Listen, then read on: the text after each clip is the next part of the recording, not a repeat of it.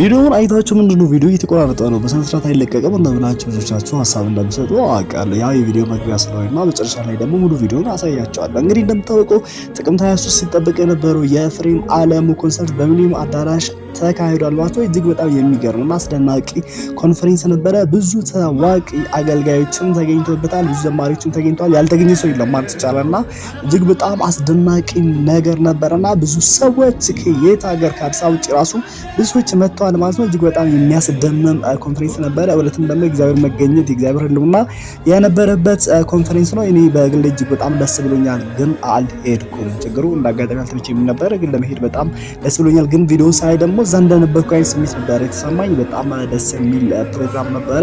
ኤፍሬም አለሙ እንደምታውቁት እንግዲህ ከዚህ በፊት ብዙ ዝማሪዎች አሉትና ብዙ አልበም ባለቤት ነው። እንግዲህ እውነትም እሱ ላይ ያለው ጸጋ ቀላል ነገር አይደለም እና ድሮ ከልጅነቱ ጀምሮ ነው ማምለክም መዘመርም ማስመለክም የጀመረው። እጅግ በጣም ጎበዝ ዘማሪ ነው። ድምፁ ብዙ ነገሩ በጣም እጅግ አዘማመር ስልቱ ራሱ ይለያል ማለት ነው። እንግዲህ እንደ አሁኑ ቲክቶክ ምናምን ከመምጣቱ በፊት እሱ ግን ገና ድሮ ልጅ ያለ በተለያዩ ገጠር አካባቢ ይሄድ እያገለገለም ነበረ። ብር ሳይመርጥ ይሄን 10 ሺህ 20 ሺህ ምናምን ካልከፈላችሁኝ ሳይል ማለት ነው። እንግዲህ ከልቡ ጌታን እያገለገለ ነበረ። በልጅነቱ ወደ እሱ የቀረበው ጌታ እንግዲህ አሁንም ከእሱ ጋር ነው ማለት ነው። እጅግ በጣም በሚያስደምም ሁኔታ ኮንፈረንሱ ተካሂዶ ብዙዎችም ተገኝቶ ብዙዎች ደግሞ በእሱ እጅግ በጣም ተባርከዋል። በሱ ዝማሬዎች ማለት ነው።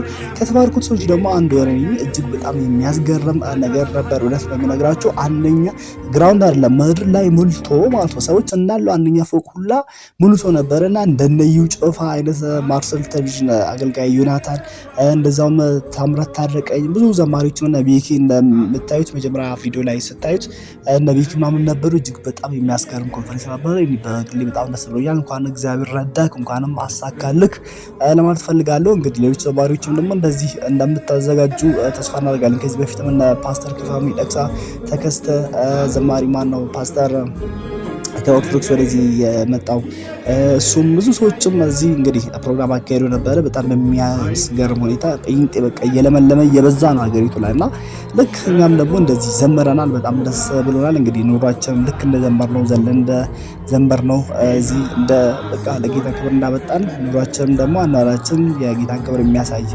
ይሁን ለማለት እወዳለሁ። እንግዲህ የቪዲዮ ብዙዎቻችሁ ትፈልጉታላችሁ አውቃለሁ። እንግዲህ ይኸው ቪዲዮውን በመጨረሻ ላይ በዚሁ ጋብዛችኋለሁ።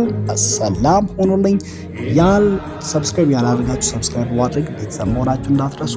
ሰላም ወዳችኋለሁ።